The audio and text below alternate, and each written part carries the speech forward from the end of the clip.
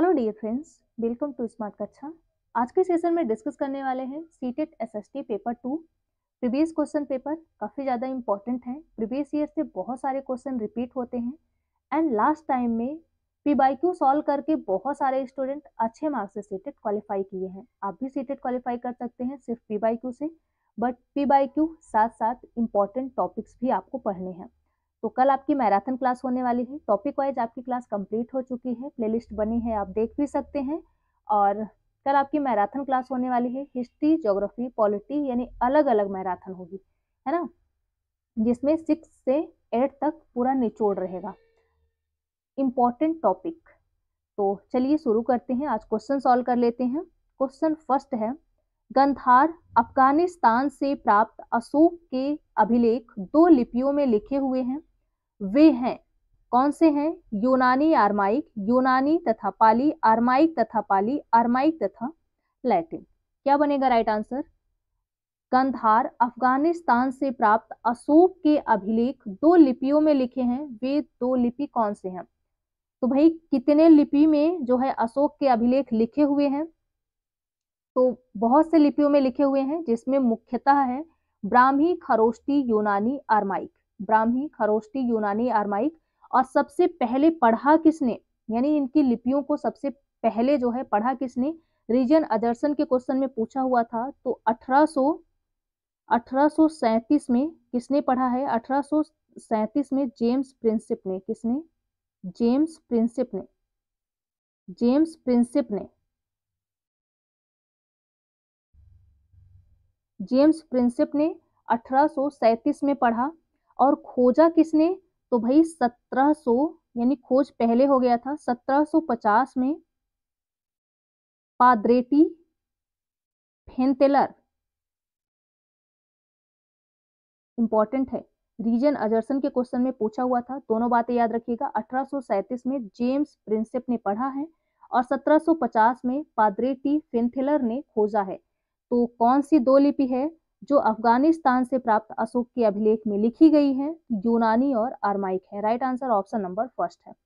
आगे बढ़ते हैं, अगला क्वेश्चन है, निम्नलिखित में से भारत के किस रेगुलेटिंग एक्ट के अंतर्गत एक नए सर्वोच्च न्यायालय की स्थापना की गई थी? 1784 के रेगुलेटिंग एक्ट, 1793 के रेगुलेटिंग एक्ट और 1858 का भारत का अधिनियम या 1773 के रेगुलेटिंग एक्ट। क्या बनेगा राइट आंसर इसमें? जी, लास्ट टाइम में ट्रिक एंड टिप्स जरूर देखिएगा, काफी ज्यादा हेल्प करेगा। यदि आप अभी तक कुछ भी नहीं पढ़े हैं तब भी आप सीटेट क्वालिफाई कर सकते हैं, है ना।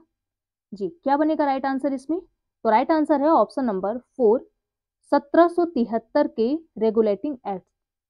आगे बढ़ते हैं, अगला क्वेश्चन है, कथन ए और आर को पढ़िए, सही विकल्प का चुनाव करना है। मुक्तियों द्वारा एकत्रित राजस्व की रकम का हिसाब लेने के लिए राज्य द्वारा लेखा अधिकारी नियुक्त किए जाते थे। और आर है, यह इसलिए किया जाता था ताकि मुक्ति राज्य द्वारा निर्धारित कर ही वसूले और तय संख्या के अनुसार सैनिक रखें। क्या दोनों बातें सही हैं? दोनों बातें सही हैं, तो क्या व्याख्या भी कर रहा है? जी, क्या बनेगा राइट आंसर इसमें? मुक्तियों द्वारा एकत्रित राजस्व की रकम का हिसाब लेने के लिए राज्य द्वारा लेखा अधिकारी नियुक्त किए जाते थे, क्योंकि यह इसलिए किया जाता था ताकि मुक्ति राज्य द्वारा निर्धारित कर वसूले और तय संख्या के अनुसार सैनिक रखे, है ना। दोनों बातें सही हैं और व्याख्या भी कर रहा है, तो right answer option number first है। आगे बढ़ते हैं, अगला क्वेश्चन है, शत्रु राज्य द्वारा आक्रमण मुख्य लक्ष्य मंदिर थे। क्या है भाई? शत्रु राज्य द्वारा आक्रमण के मुख्य लक्ष्य मंदिर थे, क्योंकि मंदिरों को सरलता से अधिकार में लिया जा सकता है। मंदिर बहुत समृद्ध थे। मंदिर शक्ति एवं संपत्ति को निरूपित करते थे। मंदिरों को निर्माण परिधियों पर जो है किया गया था। भाई शत्रु राज्य द्वारा आक्रमण जब करते थे तो जो है इनका लक्ष्य होता था मंदिर पर आक्रमण करना। ऐसा क्यों? क्या बनेगा राइट आंसर इसमें? क्योंकि मंदिरों में ही धन संपत्ति होती थी, है ना। मंदिर शक्ति एवं संपत्ति को निरूपित करते थे। Right answer option number third है। आगे बढ़ते हैं, अगला क्वेश्चन है, निम्नलिखित कथनों को पढ़िए, उपयुक्त विकल्प का चयन करना है। ए है अशोक के धम्म में देवताओं की पूजा और कर्मकांड शामिल थे। बी है अशोक के धम्म महामात्र नाम के अधिकारियों की नियुक्ति की जो जगह जगह जाकर धम्म की शिक्षा देते थे। क्या दोनों बातें सही हैं? क्या बनेगा राइट आंसर इसमें? जी, अशोक के धम्म में देवताओं की पूजा और कर्मकांड शामिल थे? बिल्कुल भी नहीं, देवताओं की पूजा कर्मकांड शामिल नहीं थे। और जो है महामात्र नाम के अधिकारियों की नियुक्ति की गई थी, जगह जगह जो जाके धम्म की शिक्षा देते थे। ये बात सही है, तो ए गलत है और आर सही है। राइट आंसर ऑप्शन नंबर 4 है। आगे बढ़ते हैं, अगला क्वेश्चन है, निम्नलिखित में से चोल वंश के संबंध में कौन सा सही है? राज राजा चोल ने गंगईकोंड चोलपुरम नामक एक नई राजधानी बनाई। राजेंद्र चोल ने बृहद्रेश्वर मंदिर का निर्माण करवाया। चोल मंदिर शिल्प उत्पादन का केंद्र थे और व्यापारियों के संगठन को सभा के रूप में जाना जाता था। क्या बनेगा राइट आंसर? चोल वंश के संबंध में क्या सही है? जी, क्या सही है भाई? राइट आंसर है ऑप्शन नंबर 3। चोल मंदिर शिल्प उत्पादक का केंद्र था। क्या था भाई? चोल मंदिर शिल्प उत्पादन का केंद्र था। आगे बढ़ते हैं, अगला क्वेश्चन है, ए और बी कथनों को पढ़ें। उड के नीति पत्र के संदर्भ में विचार कीजिए, क्या सही है? ए है उड का नीति पत्र यह तर्क देता था कि यूरोपीय शिक्षा से भारतीयों के नैतिक चरित्र का उत्थान होगा। और बी है पूरब का साहित्य त्रुटि रहित था। क्या दोनों बातें सही हैं? जी, क्या बनेगा राइट आंसर इसमें? उड का नीति पत्र यह तर्क देता था कि यूरोपीय शिक्षा से भारतीयों के नैतिक चरित्र का उत्थान होगा, है ना। ये कहते थे कि यूरोपीय शिक्षा से, अंग्रेजी शिक्षा से भारतीयों के जो है नैतिक चरित्र का उत्थान होगा। और पूरब का साहित्य त्रुटि रहित था, तो ऐसा नहीं है, त्रुटि रहित नहीं था। बट हाँ, इनके जो है नीति पत्र में, उड के नीति पत्र में ये था कि भारतीयों के जो है चरित्र का उत्थान होगा अंग्रेजी शिक्षा से, यूरोपीय शिक्षा से। तो ये बात तो सही है, यानी ए सही है और बी गलत है। तो राइट आंसर ऑप्शन नंबर 3 है।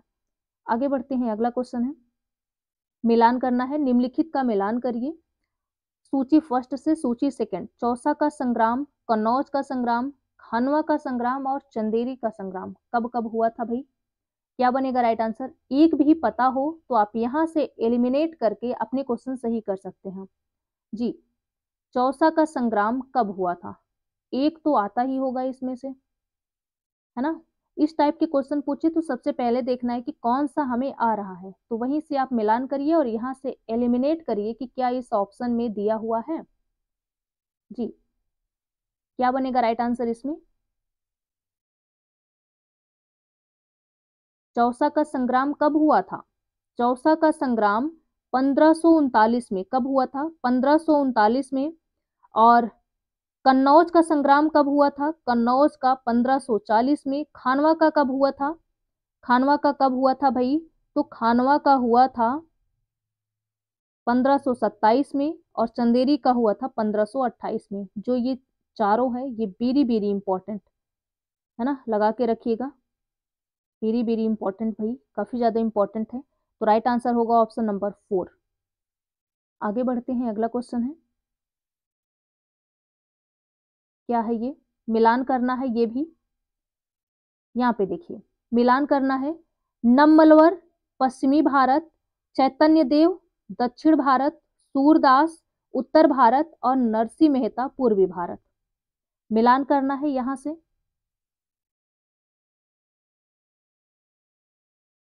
क्या बनेगा राइट आंसर इसमें? जी, वही विधि है, एलिमिनेट करिए, कोई भी तो आता होगा। यानी मुख्य भक्ति और संतों के संदर्भ में क्या सही है इसमें? किससे संबंध है किसका? सूरदास का तो पता ही होगा, जो भी आपको आ रहा है वही आप देखिए।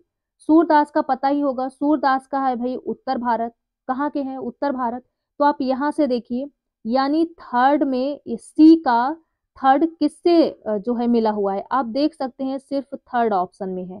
सी का थर्ड सिर्फ थर्ड ऑप्शन में है। नम्मलवर दक्षिण भारत और चैतन्य देवा चैतन्य देवा है पूर्वी भारत, और जो है नरसिंह मेहता है पश्चिमी भारत, है ना। राइट आंसर होगा ऑप्शन नंबर थर्ड। आगे बढ़ते हैं, अगला क्वेश्चन है, गुलामगिरी किताब किसने लिखी है? किसके द्वारा लिखा हुआ है गुलामगिरी किताब? ज्योतिबा राव फुले, हरिदास ठाकुर, श्री नारायण गुरु, मुमताज अली, किसके द्वारा लिखा गया है? काफी ज्यादा इंपॉर्टेंट है, रूप बदल के हर बार क्वेश्चन पूछा जाता है। राइट आंसर है option number first, Jyotiba Rao Phule द्वारा। इन्होंने किसको समर्पित किया था? गुलामगिरी पुस्तक किसको समर्पित किया था और क्यों, ये आप लोग बताएंगे। विजय नजरसन में पूछा हुआ है, हम लोग सॉल्व भी कर चुके हैं। आगे बढ़ते हैं, अगला क्वेश्चन है, मानव जाति के लिए एक जाति, मानव जाति के लिए एक जाति एक धर्म एक ईश्वर का प्रसिद्ध नारा किसने दिया था? Jyotiba Rao Phule, doctor B R Ambedkar, Narayana Guru, E V Ramaswamy Naikar. मानव जाति के लिए एक जाति एक धर्म एक ईश्वर का प्रसिद्ध नारा किसने दिया? किसके द्वारा दिया गया भाई? जी, किसके द्वारा दिया गया? क्या बनेगा राइट आंसर इसमें? राइट आंसर है ऑप्शन नंबर थर्ड। किसके द्वारा दिया गया? नारायण गुरु। वेरी वेरी इंपॉर्टेंट, पूछा जा सकता है। आगे बढ़ते हैं, अगला क्वेश्चन है, 1905 में बंगाल में स्वदेशी आंदोलन सबसे सशक्त था। किस क्षेत्र में इस आंदोलन को वंदे मातरम के रूप में जाना गया? बिहार, उत्तर प्रदेश, महाराष्ट्र, आंध्र प्रदेश। कहां जाना गया? क्या बनेगा राइट आंसर इसमें? 1905 में बंगाल में स्वदेशी आंदोलन सबसे सशक्त था। किस क्षेत्र में इस आंदोलन को वंदे मातरम आंदोलन के रूप में जाना गया? कहां? तो राइट आंसर ऑप्शन नंबर 4 है, आंध्र प्रदेश में इसको वंदे मातरम आंदोलन के रूप में जाना गया। किसे? स्वदेशी आंदोलन को। वेरी वेरी इंपॉर्टेंट, ये जो है टीआरई थर्ड जो फर्स्ट बार एग्जाम हुआ था, जो पेपर लीक हुआ, उसमें ये क्वेश्चन पूछा हुआ है ना। तो काफी ज्यादा इंपॉर्टेंट है। तो ऐसे आप देखते हुए चलिए कि कोई क्वेश्चन कहाँ कहाँ पूछा जा रहा है। ये सीटेट में पूछा हुआ है, और भी बहुत सारे ऐसे क्वेश्चन जो है बीपीएससी टीआरई 1 टीआरई 2 में भी आया हुआ है, सीटेट का क्वेश्चन। अगला क्वेश्चन है, निम्नलिखित कथनों ए और आर को पढ़िए। अभिकथन ए, नमक के उत्पादन एवं बिक्री पर राज्य का एकाधिकार था। किसका था? राज्य का एकाधिकार था। कारण आर है, महात्मा गांधी ने इस नियम को तोड़ा क्योंकि नमक पर टैक्स यानी कर वसूलना पाप है और यह भोजन का बुनियादी हिस्सा है। नमक के बिना कैसा भोजन, है ना। और नमक पर ही टैक्स लगा दिए। क्या बनेगा राइट आंसर इसमें? क्या दोनों बातें सही हैं? दोनों बातें सही हैं, तो क्या व्याख्या भी कर रहा है? जी बिल्कुल। नमक के उत्पादन एवं बिक्री पर राज्य का अधिकार था क्योंकि महात्मा गांधी ने इस नियम को तोड़ा क्योंकि नमक पर टैक्स यानी कर वसूलना पाप है, यह भोजन का बुनियादी हिस्सा है। तो दोनों बातें सही हैं और व्याख्या भी कर रहा है। Right answer option number first है। अगला क्वेश्चन है, संविधान सभा में प्रसिद्ध कथन राजनीतिक लोकतंत्र के साथ साथ आर्थिक और सामाजिक लोकतंत्र भी जरूरी है, किसके द्वारा जो है ये कोटेशन दिया गया है? Doctor Rajendra Prasad, Jawaharlal Nehru ji, doctor B R Ambedkar ji, Babu Jagjivan Ram. किसके द्वारा दिया गया? क्या बनेगा राइट आंसर इसमें? राजनीतिक लोकतंत्र के साथ साथ आर्थिक और सामाजिक लोकतंत्र भी जरूरी है, किसने कहा है? राइट आंसर है option number third, doctor B R Ambedkar ji द्वारा कहा गया है। अगला क्वेश्चन है, तथा उपयुक्त विकल्प का चयन करना है। ऑप्शन ए है, ब्रह्मांड लाखों आकाश गंगाओं से मिलकर बना है, और ऑप्शन बी है, आकाश गंगा करोड़ों तारों बादलों तथा गैसों की एक प्रणाली है। क्या दोनों बातें सही हैं? जी, क्या बनेगा राइट आंसर इसमें? ब्रह्मांड लाखों आकाश गंगाओं से मिलकर बना है, हम लोग पढ़े हैं ना, फर्स्ट चैप्टर ही है। आकाश गंगा करोड़ों तारों बादलों तथा गैसों की क्या है? एक प्रणाली है। दोनों बातें सही हैं, तो right answer option number first है। अगला क्वेश्चन है, अगर हम विषुवत रेखा से दूर जाते हैं तब क्या होता है? अगर हम विषुवत रेखा से दूर जाते हैं तब अक्षांश यानी समांतर रेखाओं का आकार कम होता है, अक्षांश यानी समांतर रेखाओं का आकार बढ़ता है, देशांतरों का आकार कम होता है या देशांतरों का आकार बढ़ता है। क्या होता है अगर हम विषुवत रेखा से दूर जाते हैं तो? जी, क्या बनेगा इसमें राइट आंसर?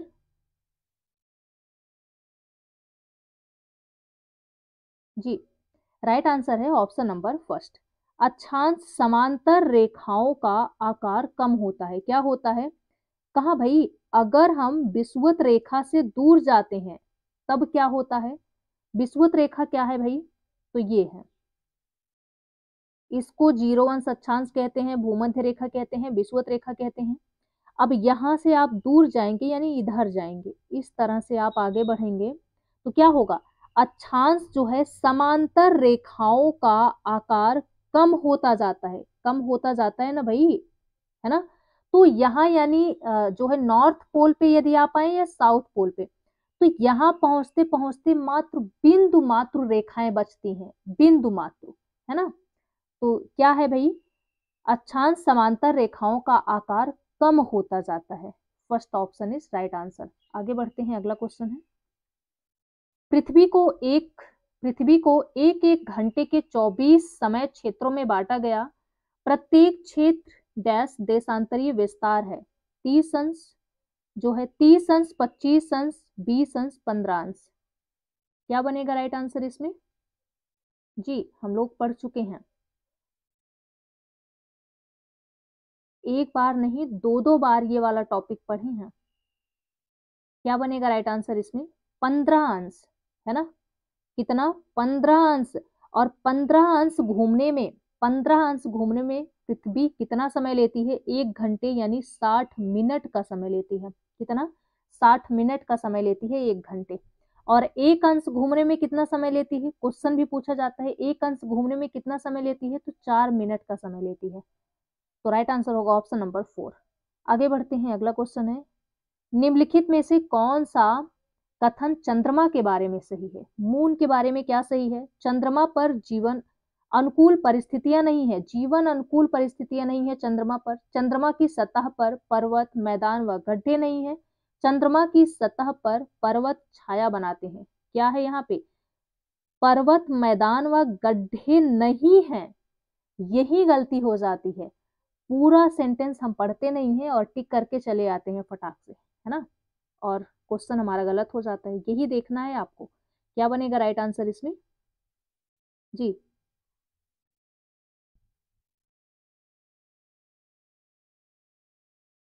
चंद्रमा पर जीवन अनुकूल परिस्थितियां नहीं है, बिल्कुल सही बात है, जीवन अनुकूल परिस्थितियां नहीं है। चंद्रमा की सतह पर पर्वत जो है छाया बना, जो कहते हैं ना कि चंद्रमा में दाग है, दाग नहीं है, वो छाया बनाता है। क्या? पर्वत छाया बनाता है। तो चंद्रमा की सतह पर पर्वत जो है वो छाया बनाता है। चंद्रमा की सतह पर पर्वत, मैदान, गड्ढे नहीं है, हैं। क्या है? नहीं है, नहीं दे दिया है, इसलिए ये ऑप्शन गलत है। तो ए और सी इसमें सही है, राइट आंसर ऑप्शन नंबर 4 है। आगे बढ़ते हैं, अगला क्वेश्चन है, दिए गए कथनों के आधार पर महासागर की पहचान करें। यह सबसे गहरा महासागर है, अंतरराष्ट्रीय तिथि रेखा इससे होकर गुजरती है। यह इतना बड़ा है कि सभी महाद्वीप इसके अंदर समा सकते हैं। कौन सा है भाई? निम्नलिखित कथनों के आधार पर महासागर की पहचान क्या है? क्या है महासागर की पहचान? क्या बनेगा राइट आंसर इसमें? यानी किस महासागर की पहचान इसमें दिया है? यह सबसे गहरा महासागर है, यह सबसे गहरा महासागर है, अंतरराष्ट्रीय तिथि रेखा इससे होकर गुजरती है। यह इतना बड़ा है कि सभी महाद्वीप इसके अंदर समा सकते हैं। अटलांटिक, आर्कटिक, हिंद प्रशांत, किस महासागर की बात कही जा रही है? तो राइट आंसर होगा ऑप्शन नंबर 4, प्रशांत महासागर। कंटेंट एंड ओशियन हम लोग पढ़े हैं ना, क्लास 6 की जो है एनसीईआरटी, न्यू और पुरानी दोनों एनसीईआरटी हम लोग पढ़ चुके हैं, तो उसी में है। अगला क्वेश्चन है, नीचे दिए गए कथनों के आधार पर महाद्वीप को पहचानिए। महाद्वीप को पहचानना है भाई, क्या दिया है? यहाँ विश्व की सबसे लंबी नदी है। क्या है? यहाँ विश्व की सबसे लंबी नदी पाई जाती है। यहाँ विश्व का सबसे बड़ा मरुस्थल पाया जाता है। इसका कुछ भाग उत्तरी गोलार्ध में तथा कुछ भाग दक्षिणी गोलार्ध में पाया जाता है। एशिया, यूरोप, उत्तरी अमेरिका, अफ्रीका, किसकी बात कही जा रही है भाई? किस महाद्वीप के बारे में यहाँ पे विशेषताएं दी हुई हैं? क्या बनेगा राइट आंसर? अफ्रीका। क्या बनेगा राइट आंसर? अफ्रीका है। यहाँ विश्व की सबसे लंबी नदी, अब आप लोग बताएंगे, टॉपिक पढ़े होंगे तो बताएंगे, सबसे लंबी नदी है। यहाँ विश्व का सबसे बड़ा मरुस्थल है। कौन सा मरुस्थल है भाई? इसका कुछ भाग उत्तरी गोलार्ध तथा कुछ भाग दक्षिणी गोलार्ध में है, तो अफ्रीका महाद्वीप की बात कही जा रही है। आगे बढ़ते हैं, अगला क्वेश्चन है, समताप मंडल के बारे में दिए गए कथनों यानी ए तथा आर को पढ़ें। अभी कथन ए है, यह हवाई जहाज उड़ाने के लिए सबसे आदर्श परिस्थितियां उपलब्ध कराता है। कारण आर है, यह बादलों व मौसम संबंधी घटनाओं से ये क्या होता है, लगभग मुक्त होता है। क्या दोनों बातें सही हैं? सही हैं, तो क्या व्याख्या भी कर रहा है जी? क्या बनेगा राइट आंसर इसमें? जी, यह हवाई जहाज उड़ाने के लिए सबसे आदर्श परिस्थितियां उपलब्ध कराता है, बिल्कुल सही बात है, क्योंकि यहाँ बादलों व मौसम संबंधी घटनाएं से जो है लगभग मुक्त होता है, तो दोनों बातें सही हैं। Right answer option number first है। आगे बढ़ते हैं, अगला क्वेश्चन है जी, विश्व के सर्वोत्तम मत्स्य क्षेत्र कहाँ पाए जाते हैं? यानी कहाँ पर सबसे ज्यादा मत्स्य उत्पादन होता है? जहां गर्म महासागरीय धाराएं बहती हैं, जहां ठंडी महासागरीय धाराएं बहती हैं, ठंडी एवं गर्म महासागरीय धाराओं में समान रूप से, और जहां गर्म यानी जिस क्षेत्र में गर्म व ठंडी महासागरीय धाराएं मिलती हैं, भाई मत्स्य पालन कहाँ होता है, यानी मछलियां सबसे ज्यादा कहाँ पाई जाती हैं? क्या बनेगा इसमें राइट आंसर, क्या होगा जी? राइट आंसर ऑप्शन नंबर 4 है। जहां पर ठंडी और गर्म जलधारा मिलती है, वहां पर जो है मछलियां पाई जाती हैं, क्योंकि वहां पर जो है प्लैंकटन नाम की एक घास पाई जाती है, तो जिसको जो है जो मछलियों का भोजन है, इसीलिए यहाँ पर मछलियां सबसे ज्यादा पाई जाती हैं जहां पे गर्म और ठंडी जलधाराएं मिलती हैं। तो राइट आंसर ऑप्शन नंबर 4 है। आगे बढ़ते हैं, अगला क्वेश्चन है, निम्न में से कौन सा क्षेत्र फलों की जो है कृषि के लिए, निम्न में से कौन सा क्षेत्र फलों की कृषि के चलते विश्व का फलोद्यान कहलाता है? पैम्पास, भूमध्य सागरीय प्रदेश, उष्णकटिबंधीय प्रदेश, स्टेपी। क्या बनेगा राइट आंसर इसमें? टोटल एनसीईआरटी यदि आप 6 की पढ़े हैं तो 6 से सबसे ज्यादा क्वेश्चन पूछा हुआ है, 6 की एनसीईआरटी से जी। क्या होगा राइट आंसर? और आपको बता दें, बुक चेंज हुई है, तो एनसीईआरटी जरूर पढ़िएगा। क्लास आपकी हो चुकी है ना, प्लेलिस्ट भी बनी है, आप देख सकते हैं। न्यू एनसीईआरटी जरूर पढ़ के जाइएगा, और क्वेश्चन यदि आप सॉल्व करते हैं तो और भी अच्छा है। न्यू एनसीईआरटी से कैसे क्वेश्चन बनते हैं, क्वेश्चन भी सॉल्व हम लोग कर चुके हैं, आप देख सकते हैं। क्या बनेगा राइट आंसर इसमें? कौन सा क्षेत्र फलों की कृषि के चलते फलोद्यान कहलाता है? कौन सा क्षेत्र है? भूमध्य सागरीय प्रदेश। कौन सा है भाई? भूमध्य सागरीय प्रदेश। राइट आंसर ऑप्शन नंबर 2 है। अगला क्वेश्चन है, निम्नलिखित में से कौन सा विश्व का सबसे बड़ा नदी बेसिन है? क्या है? नदी बेसिन, इंडस नदी बेसिन, गंगा ब्रह्मपुत्र नदी बेसिन, अमेजन नदी बेसिन, नील नदी। क्या बनेगा राइट आंसर? राइट आंसर है ऑप्शन नंबर 3, अमेजन नदी बेसिन।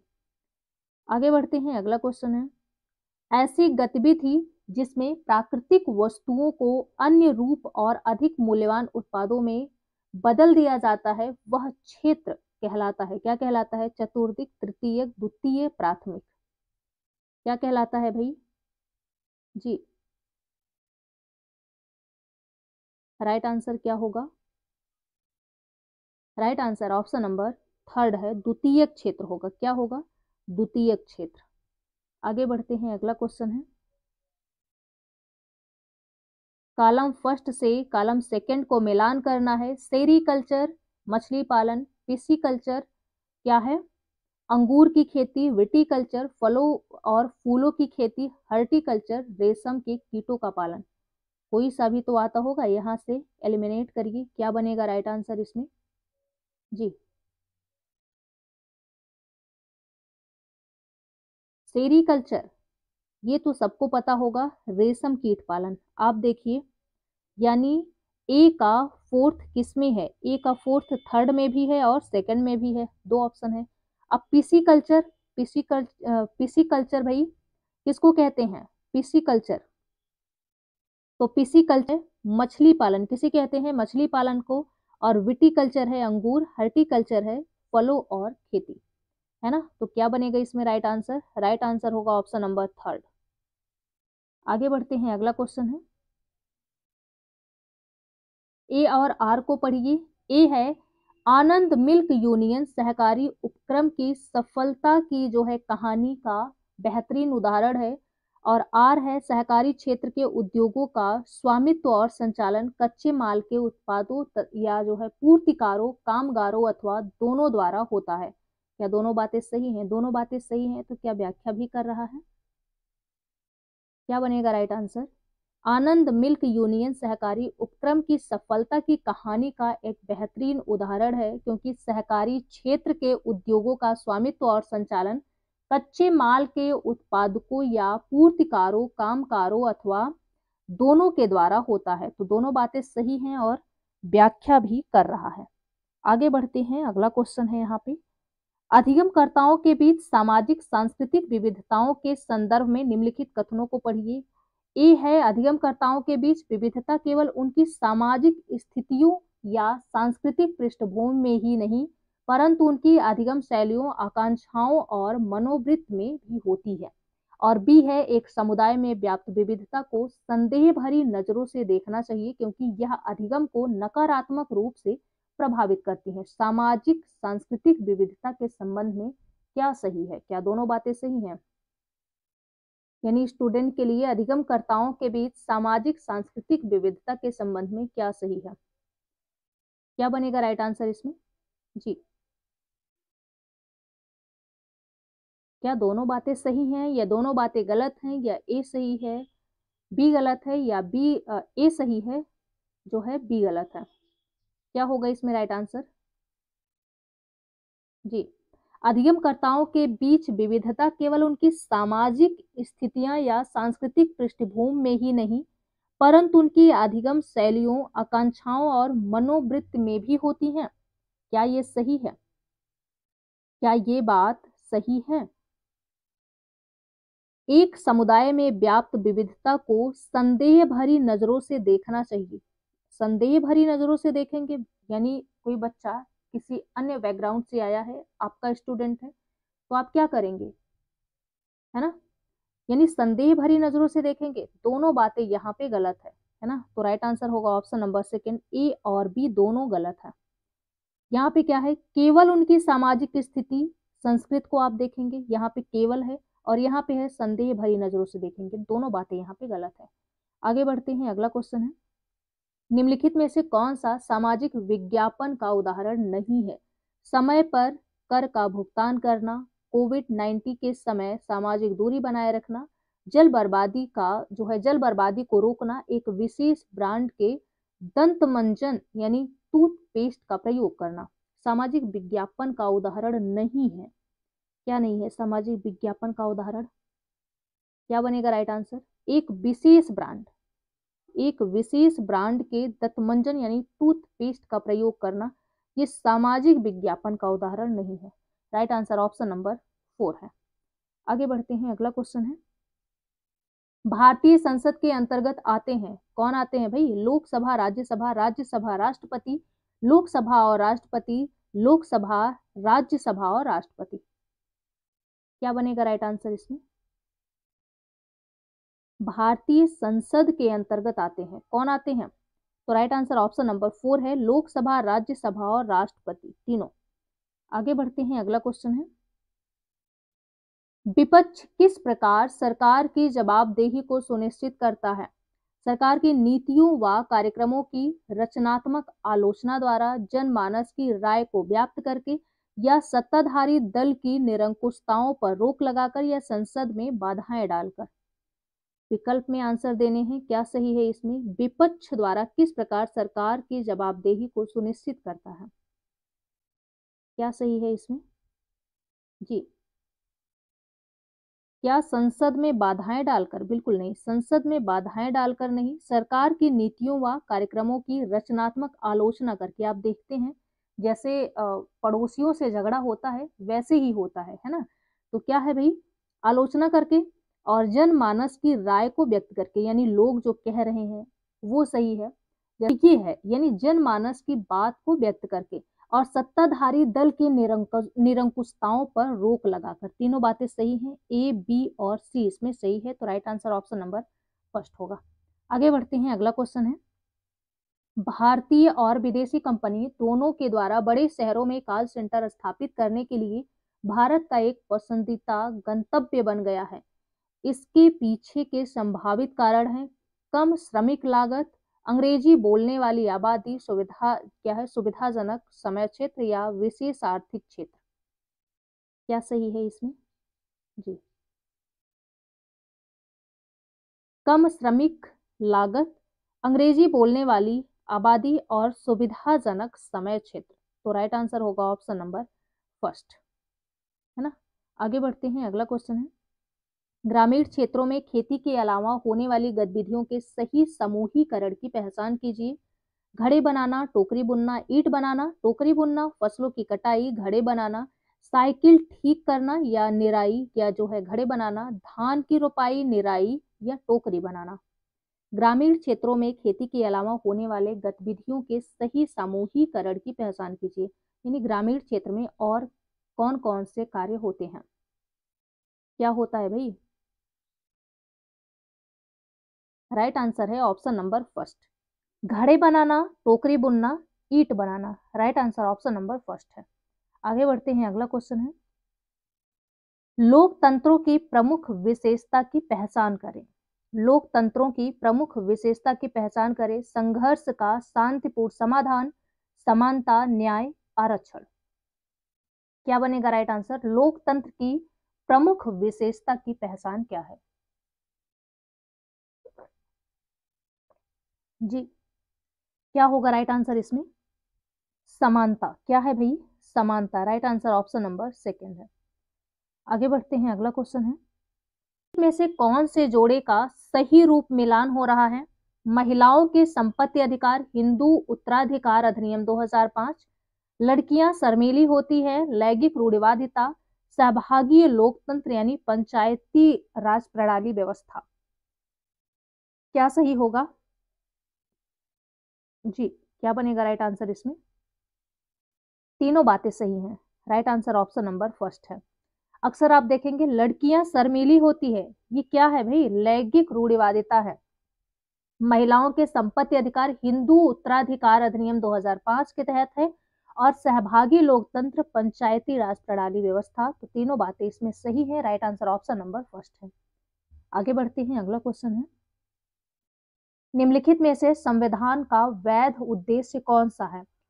विषयों की सामाजिक संरचना को परिभाषित करना, शासन करने वाले अभिजात वर्ग के अधिकारों को सुरक्षित रखना, नागरिकों के निजी जीवन को निर्देशित करना, अपने नागरिकों के अधिकारों का बचाव करना।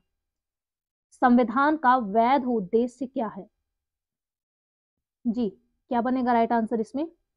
राइट आंसर ऑप्शन नंबर 4 है, अपने नागरिकों के अधिकारों का बचाव करना। आगे बढ़ते हैं, अगला क्वेश्चन है, भारतीय संविधान में डैश के आधार पर अल्पसंख्यकों को संवैधानिक सुरक्षा प्रदान की गई है। किस पर? भाषा, धर्म, संस्कृति या क्षेत्र। जी, भारतीय संविधान में किसके आधार पर, यानी किसके आधार पर अल्पसंख्यकों को संवैधानिक सुरक्षा प्रदान की गई है? क्या बनेगा राइट आंसर इसमें? जी, भाषा, धर्म और संस्कृत। क्या है? भाषा, धर्म और Sanskrit. Right answer option number first है। आगे बढ़ते हैं, अगला क्वेश्चन है, जी, निम्नलिखित में से निम्नलिखित में से कौन सा भारतीय न्यायपालिका में अपील की व्यवस्था का सही आरोही क्रम है? सर्वोच्च न्यायालय, उच्च न्यायालय, सत्र न्यायालय, सत्र न्यायालय, उच्च न्यायालय, सर्वोच्च न्यायालय, दीवानी न्यायालय, उच्च न्यायालय, सत्र न्यायालय, और मेट्रोपॉलिटन न्यायालय, उच्च न्यायालय, सत्र न्यायालय। भारतीय न्यायपालिका में अपील की व्यवस्था का सही क्रम क्या है? पहले आप कहां जाएंगे भाई? जी, क्या बनेगा राइट आंसर इसमें? राइट आंसर है ऑप्शन नंबर सेकंड, सत्र न्यायालय, उच्च न्यायालय और सर्वोच्च न्यायालय। Right answer option number second है। आगे बढ़ते हैं, अगला क्वेश्चन है, ओम प्रकाश वाल्मीकि की प्रसिद्ध आत्मकथा जूठन उजागर करती है, किससे उजागर करती है? जातीय भेदभाव को, लैंगिक असमानताओं को और क्षेत्र आधारित भेदभाव को या धार्मिक मतभेद को। ओम प्रकाश, दो क्वेश्चन यहाँ से तैयार होता है। ओम प्रकाश वाल्मीकि की प्रसिद्ध पुस्तक क्या है? आत्मकथा जूठन किसको भाई, किसको उजागर करती है? जातीय भेदभाव को, लैंगिक समानताओं को या क्षेत्र आधारित भेदभाव को या धार्मिक मतभेद को। क्या बनेगा राइट आंसर इसमें? जातीय भेदभाव को। किसे? हम लोग पढ़ चुके हैं। Right answer option number first है ना। भगवान से बातचीत करते हैं इसमें कि क्या आपको शर्म नहीं आती, आप तो हमारे घर भी खा चुके हैं, कुछ याद आ रहा है? इस टाइप का एक जो है क्या था, कविता था, थोड़ा सा अंश था उसका, जूठन का। अगला क्वेश्चन है, निम्नलिखित कथनों को पढ़िए। ए है, समय समय पर भारतीय स्वतंत्रता सेनानियों के निरंकुश ब्रिटिश कानूनों के विरुद्ध प्रदर्शन किया। ऑप्शन बी है, मणिपुर में विवादास्पद कानून के विरोध में इरोम शर्मिला आमरण अनशन पर चली गई। क्या दोनों बातें सही हैं? निम्न कथनों को पढ़िए। समय समय पर भारतीय स्वतंत्रता सेनानियों ने निरंकुश ब्रिटिश कानूनों के विरुद्ध प्रदर्शन किया। ऑप्शन बी है, मणिपुर में विवादास्पद कानून के विरोध में इरोम शर्मिला आमरण अनशन पर चली गई। उपरोक्त कथन का उदाहरण है कानून बनाने में लोगों की भूमिका के, अभिशासन में लोगों की भूमिका के, दमनकारी कानूनों के विरुद्ध लोगों के प्रदर्शन के या मीडिया का ध्यान आकर्षित करने के लिए लोगों के प्रदर्शन के। क्या सही होगा इसमें? क्या बनेगा राइट आंसर? जी, दमनकारी कानूनों के विरुद्ध लोगों के प्रदर्शन का क्या है भाई, है ना, कि मरे या जिए आमरण अनशन पर जो है चली गई थी, तो इसमें था दमनकारी कानूनों के विरुद्ध लोगों के प्रदर्शन का। Right answer option number third है। आगे बढ़ते हैं, अगला क्वेश्चन है,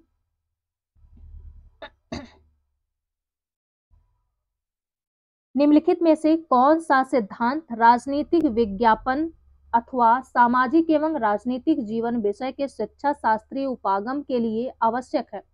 बच्चे तथ्यों को स्मरण करने के लिए श्रेष्ठ रूप से सीखते हैं। बच्चे संकल्पनाओं की अनुभवात्मक समझ के द्वारा श्रेष्ठ रूप से सीखते हैं। बच्चे जब केवल पाठ्य पुस्तकें पढ़ते हैं तब श्रेष्ठ रूप से सीखते हैं, या बच्चे श्रेष्ठ रूप से तब सीखते हैं जब तथ्यों को संकेतों यानी कूट भाषा में सरल किया जाता है। बच्चे कैसे सीखते हैं भाई? क्या बनेगा राइट आंसर इसमें? जी, राइट आंसर है ऑप्शन नंबर सेकंड। कैसे सीखते हैं? बच्चे संकल्पनाओं की अनुभवात्मक समझ के द्वारा श्रेष्ठ रूप से सीखते हैं। आगे बढ़ते हैं, अगला क्वेश्चन है, ईसा मसीह के जन्म के पूर्व की सभी तिथियों की गणना डैश के रूप में की जाती है? किसके रूप में की जाती है? अग्रसर यानी आगे की ओर, पश्चगामी यानी पीछे की ओर, दशमलव में या रोमन संख्याओं में? कैसे की जाती है? बहुत इजी तरीके से इसको हम लोग समझे हैं जी। पश्चगामी। क्या पूछा है? ईसा मसीह के जन्म के पूर्व, पूर्व को कैसे जो है काउंट करते हैं? तो पश्चगामी। और आगे की ओर, तो जो है आगे की ओर जैसे अभी हम लोग पढ़ रहे हैं 2000 जो है 2020 से 2024 आगे बढ़ रहे हैं, और यहाँ पे पीछे जाता है ना। तो right answer option number second है, पश्चगामी। राष्ट्रीय आंदोलन के विषय पर चर्चा के दौरान स्वतंत्रता सेनानियों को बुलाना किस प्रकार की शिक्षण रणनीति के अंतर्गत आता है? निरंकुश चर्चा, प्रदर्शन या प्रश्नोत्तर? किसके अंतर्गत आता है भाई? स्वतंत्रता सेनानियों को बुलाना राष्ट्रीय आंदोलन के विषय पर चर्चा करने के लिए, ये किसके अंतर्गत आता है? किसके अंतर्गत आता है? पहले तो चर्चा यहाँ पे दिया हुआ है, चर्चा और प्रश्नोत्तर किसके अंतर्गत? प्रश्नोत्तर। तो राइट आंसर होगा ऑप्शन नंबर 4, बी और डी इसमें सही है, चर्चा और प्रश्नोत्तर। आगे बढ़ते हैं, अगला क्वेश्चन है, निम्नलिखित में से ज्ञान को समझने के लिए सामाजिक विज्ञान में प्रयोग में आने वाली कौन सी सामान्य विधियां हैं? बाध्यकारी, सहगामी, विषयक यानी थीमेटिक, ऐतिहासिक। क्या बनेगा राइट आंसर इसमें? बाध्यकारी होता है क्या सामाजिक विज्ञान? बिल्कुल भी नहीं। सहगामी, थीमेटिक, ऐतिहासिक। तो क्या होगा? बी, सी और डी इसमें सही है। B, C, D right answer option number 4 है। आगे बढ़ते हैं, अगला क्वेश्चन है, सामाजिक विज्ञान के शिक्षण के दौरान विद्यार्थियों को अधिक प्रभावी अवसर प्रदान किए जा सकते हैं। सभी विषयों की विस्तृत व्याख्या देकर, अधिक शिक्षण सामग्री के प्रयोग द्वारा, या आवधिक परीक्षाओं के आयोजन द्वारा, या वास्तविक जीवन की परिस्थितियों पर आधारित शिक्षण द्वारा। किसके द्वारा भाई? सामाजिक विज्ञान के शिक्षण के दौरान विद्यार्थियों को अधिक प्रभावी अवसर प्रदान किए जा सकते हैं। किसके द्वारा? वास्तविक जीवन से जोड़कर, है ना, वास्तविक जीवन की परिस्थितियों पर आधारित शिक्षण द्वारा। राइट आंसर ऑप्शन नंबर 4 है। आगे बढ़ते हैं, अगला क्वेश्चन है, सामाजिक विज्ञान के शिक्षण के दौरान निम्नलिखित पर शिक्षक द्वारा विचार किया जाता है। संकल्पनाओं तथा सामाजिक राजनीतिक वास्तविकताओं का विश्लेषण करने की योग्यता पर बल, प्रासंगिक स्थानीय विषय वस्तु को शिक्षण अधिगम प्रक्रिया का जो है हिस्सा होना, स्थानीय शिक्षण अधिगम संसाधनों पर आधारित गतिविधियों का संपादन करना। क्या सही है इसमें? सामाजिक विज्ञान के शिक्षण के दौरान शिक्षक द्वारा विचार किया जाता है। किस बात पर विचार किया जाता है भाई? क्या बनेगा राइट आंसर इसमें? जी, किस बात पर विचार किया जाता है? तीनों बातें सही हैं। संकल्पनाओं तथा सामाजिक राजनीतिक वास्तविकताओं का जो है विश्लेषण करने की योग्यता पर, प्रासंगिक स्थानीय विषय वस्तु को शिक्षण अधिगम प्रक्रिया का हिस्सा होना चाहिए, स्थानीय शिक्षण अधिगम संसाधनों पर आधारित गतिविधियों का संपादन द्वारा। आपको समझना है जो है लाइन बाय लाइन पूछा क्या जा रहा है, यानी बच्चे के लिए क्या उपयोगी है ना। पेडागोजी के क्वेश्चन सॉल्व कर रहे हैं तो इस पर विशेष ध्यान देना है कि स्टूडेंट के लिए क्या उपयोगी है। तो वही ऑप्शन हमेशा सही होगा। राइट आंसर ऑप्शन नंबर 3 है। ए, बी और सी तीनों इसमें सही है। आगे बढ़ते हैं, अगला क्वेश्चन है, एक शिक्षिका अपने विद्यार्थियों को एक नए कानून के संबंध में चेतना पैदा करने की आवश्यकता पर एक नियत कार्य करने के लिए कहती है, वह क्या है? विद्यार्थियों को इसके बारे में जो है दैनिक समाचार पत्र में लिखने के लिए कह सकती हैं, या विद्यार्थियों को सहपाठियों के साथ इससे संबंधित एक प्रायोजना का जो है काम करने के लिए कह सकती हैं, या विद्यार्थियों को प्रावधानों को सिखाने और परीक्षा में भाग लेने के लिए कह सकती हैं। क्या कह सकती हैं? क्या बनेगा राइट आंसर इसमें? शिक्षिका अपने विद्यार्थियों को एक नए कानून के संबंध में चेतना पैदा करने के लिए यानी बच्चों को क्या कार्य दे सकती हैं? क्या कहेंगी? क्या बनेगा राइट आंसर? जी, विद्यार्थियों को इसके बारे में दैनिक समाचार पत्र में लिखने के लिए कह सकती हैं, और विद्यार्थियों को सहपाठियों के साथ इससे संबंधी प्रायोजना पर काम करने के लिए कह सकती हैं, है ना। तो राइट आंसर होगा ऑप्शन नंबर फर्स्ट, ए और बी इसमें सही है। अगला क्वेश्चन है, निम्न में से कौन सा विधि युवा संसद सत्र जैसे विषयों को पढ़ाने में सबसे उचित है? इकाई विधि, प्रदर्शन, आगमनात्मक या नाट्यकरण तकनीक। युवा संसद सत्र को पढ़ाने के लिए भाई क्या सबसे उचित तरीका होगा? जी, नाट्यकरण तकनीक, है ना, नाटक द्वारा जो है प्रस्तुतिकरण करना। आगे बढ़ते हैं, अगला क्वेश्चन है, आलोचनात्मक चिंतन के बारे में निम्न कथन पर विचार कीजिए। पूर्वाग्रह और निराधार कथनों का पता लगाने में सक्षम है, सीमित सोच और दूसरों के विचारों को खारिज करने वाले होते हैं, या मूल्यांकन शुरू करने से पहले किसी मुद्दे पर जितना संभव हो उतना ज्ञान प्राप्त करते हैं, या ज्ञान और संदिग्ध के बीच अंतर करते हैं। क्या करते हैं भाई? आलोचना चिंतन यदि आप विकसित करना है बच्चों में तो आप क्या करेंगे? क्या बनेगा राइट आंसर? जी, क्या सही होगा इसमें?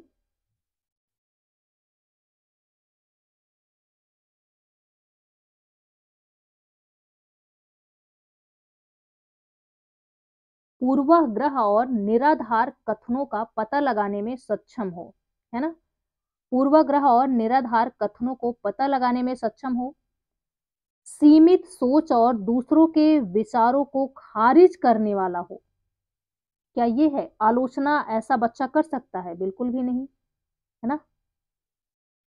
अगर सीमित सोच है, यानी सीमित सोच और दूसरों के विचारों को खारिज करने वाले हो, तो कैसे आलोचना करेगा?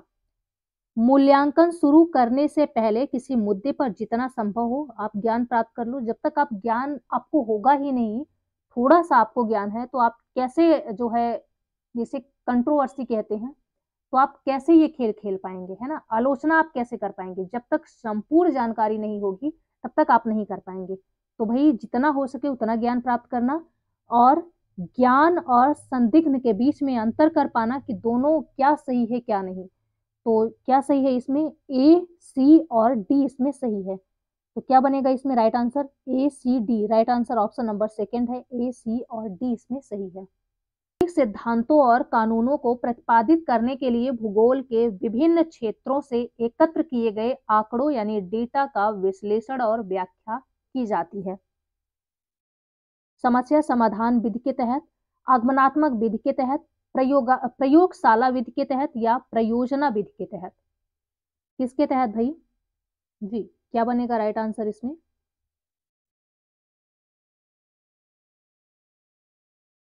राइट आंसर है ऑप्शन नंबर सेकंड, आगमनात्मक विधि के तहत। आप विश्लेषण और व्याख्या कर रहे हैं, है ना, आगमनात्मक विधि के तहत। आगे बढ़ते हैं, अगला क्वेश्चन है, एक सामाजिक विज्ञान की शिक्षिका के लिए अपनी योग्यताओं और कौशल में वृद्धि करने के लिए निम्नलिखित में से कौन सा उपयोगी है?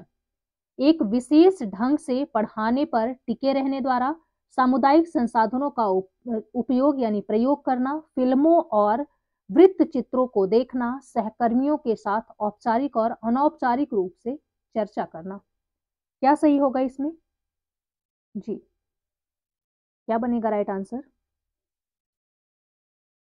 एक विशेष ढंग से पढ़ाने पर टिके रहना, यानी किसी एक ही विधि पर आप टिके रहेंगे, ये ऑप्शन तो गलत है। सामुदायिक संसाधनों का प्रयोग और उपयोग द्वारा, है ना, फिल्मों और भित्ति चित्रों को देखना और सहकर्मियों के साथ औपचारिक और अनौपचारिक रूप से चर्चा करना। तो तीनों बातें सही हैं, बी, सी और डी। कहाँ है बी, सी और D? Right answer option number third है, बी, सी और डी इसमें सही है। आगे बढ़ते हैं, अगला क्वेश्चन है जी, मान लीजिए एक पुस्तक में निम्न कथन दिए गए हैं। कौन से निम्न कथन दिए गए हैं भाई? रजिया की कमजोरी एक रानी होने के नाते, यानी रजिया की कमजोरी क्या थी? एक रानी होने के नाते यह थी कि जो है वह एक महिला के तौर पर पैदा हुई थी। अहिंसा का उपदेश देकर अशोक ने भारत को एक कमजोर देश बनाया। उपरोक्त कथन दर्शाते हैं जेंडर लैंगिक रूढ़िबद्ध धारणाएं, हिंसा को बढ़ावा, शांति को बढ़ावा, केवल पुरुष ही शासन चला सकते हैं। कोर्ट में आंसर देने हैं, क्या जो है क्या सही होगा इसमें भाई? जी, उपरोक्त कथन दर्शाते हैं, दोनों ऑप्शन किसको दर्शा रहे हैं? क्या बनेगा राइट आंसर? एक क्वेश्चन और पूछ लेते हैं, रजिया किसकी बेटी थी? आप लोग आंसर करेंगे, रजिया किसकी बेटी थी? जी,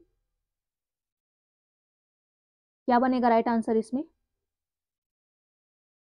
जेंडर लैंगिक रूढ़िबद्ध धारणा, है ना, और हिंसा को बढ़ावा देना, ए और बी इसमें सही है। शांति कहाँ है भाई? ए और बी इसमें सही है। जेंडर रूढ़िबद्ध धारणा यानी वो जो है सक्षम थी एक रानी के रूप में, लेकिन वो एक रानी थी और पब्लिक को तो राजा ही चाहिए, है ना, यही बात थी। अब काबिलियत के तौर पे कितना भी वो निपुण थी, बट वो एक स्त्री थी जिसके नाते वो कुछ भी नहीं थी। तो जेंडर रूढ़िवाद धारणा और हिंसा को बढ़ावा देना, तो दोनों बातें सही है। राइट आंसर होगा ऑप्शन नंबर फर्स्ट, ए और बी सही है, केवल ए और बी। आगे बढ़ते हैं, अगला क्वेश्चन है, निम्नलिखित कथनों को पढ़िए तथा सही विकल्प का चुनाव करिए। अभिलेखागार एक ऐसा स्थान है जहां दस्तावेजों और पांडुलिपियों को संग्रहित किया जाता है। पांडुलिपियों में इतिहासकारों को बहुत ही विस्तृत जानकारी मिलती है। धनी व्यक्ति, शासन, जन, मठ तथा मंदिर पांडुलिपियां एकत्रित किया करते थे। पांडुलिपियों को संभाला और प्रयोग करना सरल है। क्या सरल है भाई? क्या सही है इसमें? सरल ही तो नहीं था। जी, क्या बनेगा राइट आंसर? अभिलेखागार एक ऐसा स्थान था जहां दस्तावेज पांडुलिपियों को रखा जाता था। बिल्कुल सही बात है। पांडुलिपियों में इतिहासकारों को बहुत सी जो है विस्तृत जानकारी मिलती है ना। और धनी व्यक्ति शासन, जनमत, मंदिर, पांडुलिपियां एकत्रित करते थे। ये तीनों बातें सही हैं। संभालना और प्रयोग करना सरल नहीं था। प्रयोग करना और संभालना दोनों सरल नहीं था, क्योंकि भाई पांडुलिपियां क्या थी, तो जो है एक वृक्ष था। वृक्ष का क्या नाम था? ताड़। ताड़ का वृक्ष जिसकी छाल से बनाया जाता था। अब लकड़ी का होता था तो उसमें कीड़े मकोड़े लग जाते थे, कीड़े खा जाते थे, है ना। उसको सुखाकर उस पे लिखा जाता था। तो संभालना और जो है लिखना, प्रयोग करना कठिन था, सरल नहीं था। तो ये तीनों बातें सही हैं। ए बी सी इसमें सही है। Right answer option number third है। आगे बढ़ते हैं। अगला क्वेश्चन है, निम्नलिखित निम्नलिखित में से कौन सा परियोजना कार्य का उदाहरण नहीं है भाई? यही ध्यान देना है। नहीं क्या पूछा है, सही क्या पूछा है। इसको आप ध्यान नहीं देंगे तब भी आपका क्वेश्चन गलत हो जाएगा। एक नए औद्योगिक नगर में प्रवासियों का सर्वेक्षण करना और पूछना कि वे कहाँ से आए हैं और काम करते हैं, कहाँ से आए हैं और काम करते हैं। शहरों के माध्यम से सिंचाई के क्रियाशील नमूने का निर्माण करना, वरिष्ठ कक्षाओं द्वारा बनाई गई योजनाओं की सूची को कंठस्थ करना एवं सूचीबद्ध करना, ऐतिहासिक घटनाओं की समय सीमा का पुनः सृजन करना। क्या बनेगा राइट आंसर इसमें? जी, राइट आंसर है, क्या पूछा है? नहीं में पूछा है। ऑप्शन नंबर थर्ड, वरिष्ठ कक्षाओं द्वारा बनाई गई परियोजना की सूची कंठस्थ करना। भाई क्या है? कंठस्थ करना। परियोजना कार्य क्या उदाहरण नहीं है, तो क्या नहीं है? Option number third. आगे बढ़ते हैं। अगला क्वेश्चन है, शैक्षिक आकलन से तात्पर्य है, क्या है? शिक्षार्थियों की संज्ञानात्मक क्षमताओं का आकलन, शिक्षार्थियों की भावात्मक क्षमताओं का आकलन, शिक्षार्थियों की मनोगत्यात्मक क्षमताओं का आकलन और शिक्षार्थियों की मनोसामाजिक क्षमताओं का आकलन। शैक्षिक आकलन से तात्पर्य है, क्या है? क्या बनेगा राइट आंसर? शिक्षार्थियों की संज्ञानात्मक क्षमताओं का आकलन है। Right answer option number first है। एक विद्यार्थी पाठ उद्देश्यों में से एक पाठ उद्देश्य निम्न तरह से लिखता है, विद्यार्थी लोकतंत्र के अर्थ का वर्णन करने में सक्षम हो जाएंगे। यह उद्देश्य किस क्षेत्र में आएगा? विश्लेषण, संश्लेषण, स्मरण रख करना और बोध यानी बोध और समझ, किसके अंतर्गत आएगा? क्या बनेगा राइट आंसर इसमें? जी, क्या है? एक बच्चा जो है वो शिक्षक यानी पाठ उद्देश्यों में से एक पाठ उद्देश्य निम्न तरह से लिखता है, विद्यार्थी लोकतंत्र के अर्थ का वर्णन करने में सक्षम हो जाएंगे। यह किस जो है उद्देश्य के लिए यह किया जा रहा है? क्या है? तो सबसे पहले तो वो याद कर लेगा, स्मरण करना यानी याद कर लेगा, और समझ यानी बोध और समझ दोनों। तो याद तो करेगा ही और वो समझेगा भी। तो राइट आंसर होगा ऑप्शन नंबर 4, बी, सी और डी इसमें सही है। अगला क्वेश्चन है, निम्नलिखित में से कौन सा प्रश्न केवल प्रक्रिया यानी याद करने की क्षमता से अधिक का आकलन करता है? हरित क्रांति की व्याख्या कीजिए। चीनी उद्योग कैसे काम करता है? बुध और शुक्र के पास अपने प्राकृतिक उपग्रह क्यों नहीं है? हिमालय और गंगा नदी प्रणाली की संरचना को समझाइए। क्या है? याद करने की क्षमता से अधिक आकलन करता है। कौन सा प्रश्न? क्या बनेगा राइट आंसर?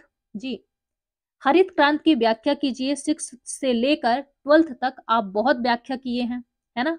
तो ये तो नहीं होगा। आप याद कर लेंगे और वही लिख देंगे, वही बता देंगे। याद करने की क्षमता से अधिक आकलन करता है। जैसे चीनी उद्योग कैसे काम करता है, अब स्टेप बाय स्टेप आप थोड़ा बहुत याद कर लेंगे।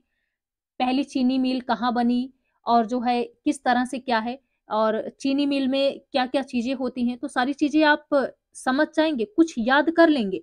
बट ये काम कैसे कैसे करती है, यानी याद करने से ज्यादा आपको जानकारी इस क्वेश्चन में मिल रहा है।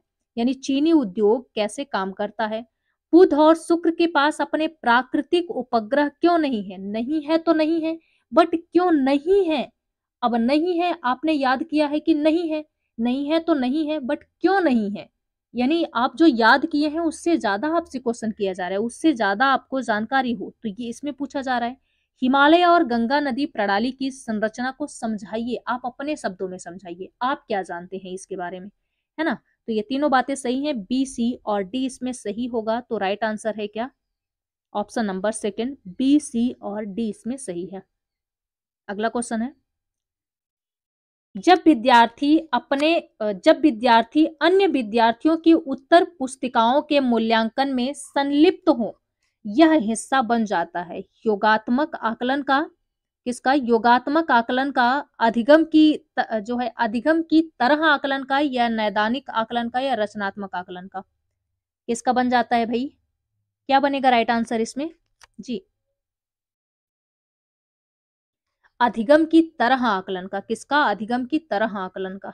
अगला क्वेश्चन है, निम्नलिखित प्रश्नों में से कौन से प्रश्न आलोचनात्मक चिंतन को बढ़ावा देते हैं, विश्व व्यापार संगठन की क्या भूमिका है, देशों के बीच न्याय संगत यानी फेयर व्यापार को बढ़ावा देना असंभव है, उचित सिद्ध करें, हरित क्रांति ने खाद्य अनाज के संबंध में भारत को आत्मनिर्भर बना दिया, व्याख्या करें, हरित क्रांति ने भारत को मृदा यानी मिट्टी अपकर्ष की ओर पहुंचा दिया, क्या आप इस विचार से सहमत हैं, व्याख्या कीजिए। क्वेश्चन क्या पूछा है, आलोचनात्मक चिंतन को बढ़ावा देता है कौन सा प्रश्न, कौन कौन सा प्रश्न है भाई जी, क्या बनेगा राइट आंसर इसमें, कौन सा प्रश्न है, देशों के बीच न्याय संगत यानी फेयर व्यापार को बढ़ावा देना असंभव है, उचित सिद्ध करें, यह आलोचनात्मक प्रश्न को जो है इसमें बात कही गई है। और क्या है, हरित क्रांति ने भारत को मृदा यानी मिट्टी अपकर्ष की ओर पहुंचा दिया, ये भी आप आलोचना करेंगे, क्यों, कैसे, तो दोनों बातें सही हैं, यानी बी और डी इसमें सही है, राइट आंसर ऑप्शन नंबर 4 है। अगला क्वेश्चन है, शिक्षा के अधिकार अधिनियम 2009 के अंतर्गत मूल्यांकन एवं आकलन गतिविधियों के सूत्रीकरण में एक सामाजिक विज्ञान शिक्षक को निम्न में से किन पहलुओं को संज्ञान में लेना चाहिए। ऑप्शन ए है, बच्चों को उनके अनुकूल और बाल केंद्रित तरीके में गतिविधियों, अन्वेषण और पर्यवेक्षण के माध्यम से सीखने दें, या बिना किसी हस्तक्षेप के बच्चे को उसकी अपनी गति से सीखने दें, या बच्चे के ज्ञान, अंतःशक्ति और प्रतिभा का निर्माण करें, या शारीरिक और मानसिक क्षमताओं को पूर्ण सीमा तक विकसित करें। क्या सही होगा इसमें, क्या बनेगा राइट आंसर, शिक्षा के अधिकार अधिनियम 2009 के अंतर्गत मूल्यांकन एवं आकलन गतिविधियों के सूत्रीकरण में एक सामाजिक विज्ञान शिक्षक को निम्न में से किन पहलुओं पर ध्यान देने चाहिए, किस पर भाई जी, क्या बनेगा राइट आंसर, बच्चों को उनके अनुकूल बाल केंद्रित तरीके से जो है गतिविधियां, अन्वेषण और पर्यवेक्षण के माध्यम से सीखने दे, ज्यादा अपना दिमाग न लगाएं कि जो हम कहेंगे वही होगा, है ना। तो बच्चों को यानी बाल केंद्रित तरीके से सीखने दे। और क्या है, बिना किसी हस्तक्षेप के बच्चे को उनकी अपनी गति से सीखने दे, तो ऐसा भी नहीं है ना। तो ये ऑप्शन तो गलत है भाई, बिना किसी हस्तक्षेप के, आप बताएंगे नहीं तो बच्चे सीखेगा कैसे, वो अपने आप ही सीख लेगा, नहीं आप बताएंगे, है ना। बच्चे के ज्ञान यानी अंतःशक्ति और प्रतिभा का निर्माण करें, और शारीरिक और मानसिक क्षमताओं को पूर्ण सीमा तक विकसित करें। तो ये तीनों बातें सही हैं, यानी ए, सी और डी इसमें सही है, right answer option number second है, ए, सी और डी इसमें सही होगा। तो टोटल हम लोग 60 क्वेश्चन डिस्कस किए, आप लोग बताइएगा कितने क्वेश्चन के आंसर आपके सही हुए। तो कल आपकी मैराथन क्लास है, भूलिएगा मत, कल आपकी मैराथन क्लास है, और प्रीवियस ईयर जरूर लगाते रहिएगा। मैराथन क्लास देखिए, शार्ट नोट्स जरूर देखते रहिए, वही बार बार आप जो है रिवाइज करिए। अब ज़्यादा टाइम आपके पास नहीं है तो शार्ट नोट्स एंड PYQ आप लगाइए, 110% आप भी सीटेट अच्छे मार्क्स से क्वालिफाई करेंगे। तो चलिए आज यही इन करते हैं, कमेंट करिएगा कितने क्वेश्चन के आंसर आपके सही हुए, और क्या आपकी तैयारी पूर्ण हो चुकी है, तो जरूर बताइएगा। तो चलिए यही इन करते हैं, अपना और अपनों का ख्याल रखिएगा, पढ़ते रहिएगा, मुस्कुराते रहिएगा। सेशन पसंद आया हो तो लाइक शेयर सब्सक्राइब कर दीजिएगा, इतना तो आप कर ही सकते हैं। चलिए यही इन करते हैं, thanks for watching, thank you so much.